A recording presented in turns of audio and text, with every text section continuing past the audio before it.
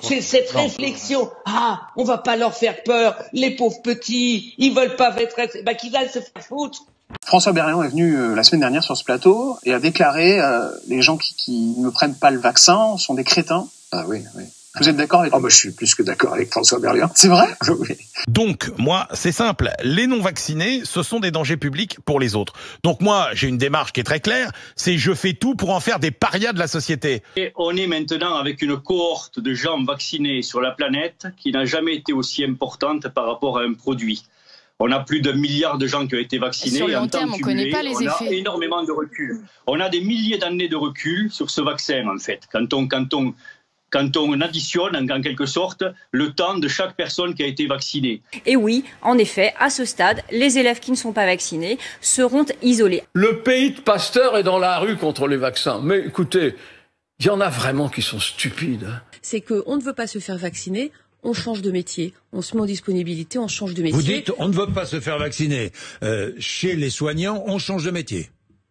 On peut enfin affiner ce fameux aller vert en demandant à ceux qui ont les noms des non-vaccinés, les organismes, les administrations qui savent qui devrait être vacciné et qui ne l'est pas, de donner ces fichiers à des brigades, à des agents, à des équipes qui vont les frapper à la porte et dire mais vous n'êtes toujours pas vacciné, c'est un problème pour vous et pour les autres. C'est pas facile à mettre en place. Et si on dit vous devez d'abord assumer les frais prévisibles de votre hospitalisation dès votre entrée à l'hôpital, tout à coup ça ferait, s'ils doivent vendre leur maison, etc., ça fera réfléchir du monde. Je propose qu'on coupe toutes les allocations aux gens qui refusent de se faire vacciner, par exemple.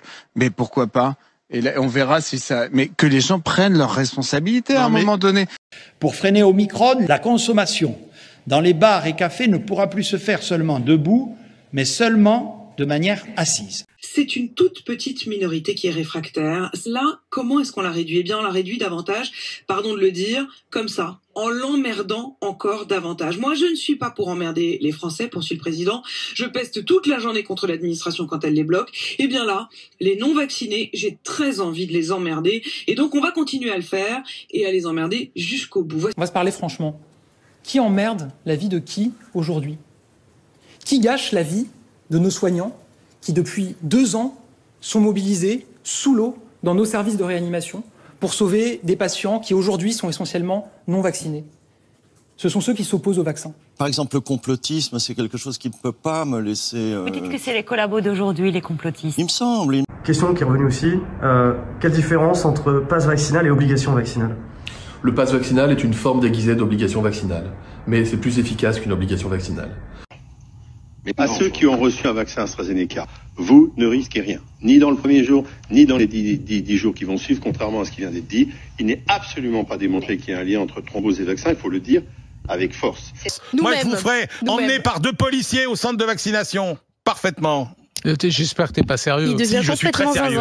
zinzin. Il faut aller Laurent. les chercher avec les dents.